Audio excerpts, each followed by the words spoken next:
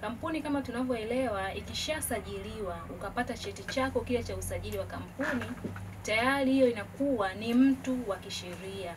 Kwa hiyo mtu akishasajiliwa yule wa kisheria ana wajibu ambao anatakiwa kufuata ili aendelee kutambulika kwa mujibu wa sheria.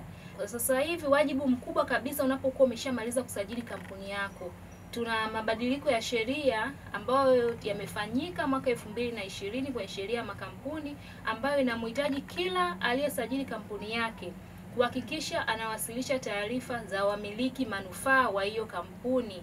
Inajulikana sana kwa lugha ya kigeni kama beneficial owners wa hiyo kampuni. Kwa hiyo unapaswa uwasilishe hizo taarifa siku 30 tu baada ya kusajili ile kampuni. Ndani ya siku 30 uwe umewasilisha hizo taarifa. Huo ni wajibu mkubwa wa kwanza ambao kila kampuni inapaswa kufanya hivyo. Na usipofanya hivyo utakutana na madhara mbalimbali. Mojawapo likiwa ni lile ambao ukichelewa kuwasilisha, basi utakuja kuwasilisha na ile ada ya kuchelewa kuwasilisha nyaraka. Kwa hiyo unaweza kujikuta ukawa umeilimbikiza ikawa ni kubwa, ni 2500 kwa mwezi. Lakini kama ukikaa miezi 6, mwaka, ukaja kwa miaka 3, unaweza kuona utakuja kulipa kwa kiwango kikubwa sana. Lakini kumbe ungewasilisha kwa muda ule ndani ya zile siku 30, basi ungelipa gharama shilingi 22,000 tu na ungekuwa umekamilisha. Kwa hiyo ni wajibu mkubwa ambao nawakumbusha wote waliokwisha kusajili kampuni zao BRELA kuhakikisha wanawasilisha hiyo taarifa. Kwa maana ya taarifa ya wamiliki manufaa. Okay. Sawa.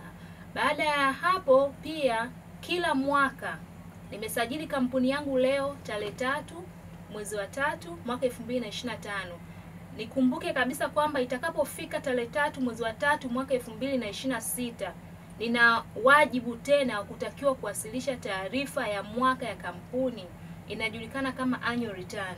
Yes, hiyo ni taarifa ambayo unaiwasilisha ile tarehe ambayo umeisajili kampuni yako, au kwa zile kampuni za zamani tarehe ile ambayo kampuni ilichagua kuwasilisha hiyo nyaraka. Kwa hiyo pia ni wajibu mkubwa ambayo kila kampuni unapaswa kuwasilisha.